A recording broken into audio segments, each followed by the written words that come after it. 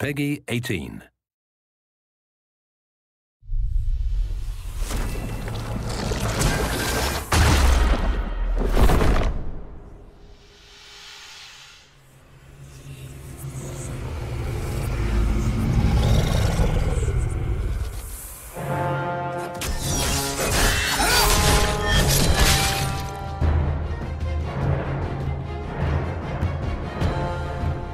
Hi, I'm Mike Laidlaw, lead designer for Dragon Age 2, and today we're going to take a look at some PC gameplay and the two different ways you can play Dragon Age 2, as an action RPG adjusting your strategy on the fly, or with a more considerate pause and play approach, issuing your orders tactically. Let's take a look.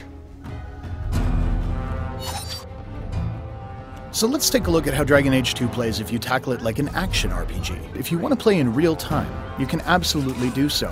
The rogue really shines here, able to move quickly around the battlefield, get into position, and separate out enemies. Of course, once you get into the thick of things, you'll notice you can fluidly move between characters. Mages, of course, shine when groups are clustered, while a stealth character can deliver vast amounts of damage from the safety of shadows. And with the enemies torn to pieces, it's just a matter of switching back to Hawk to pick up the stragglers.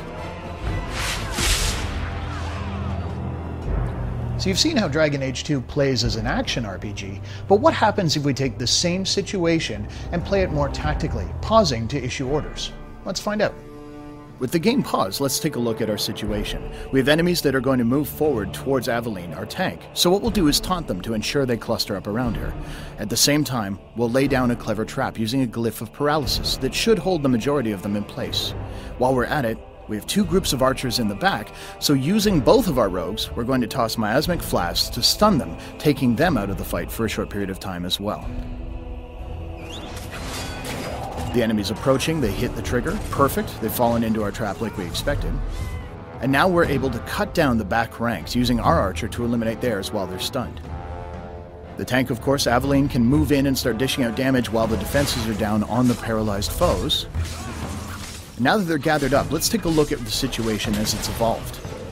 Switching to Hawk, you'll notice that the enemies are all kind of standing in a row, perfect for a knockdown attack, which will scatter them off their feet and unable to move out of a rain of arrows that Varric will lay down over the battlefield.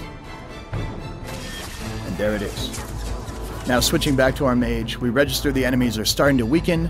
We're going to use a top-tier mage ability, Firestorm, raining down from the heavens to eliminate the last of our foes.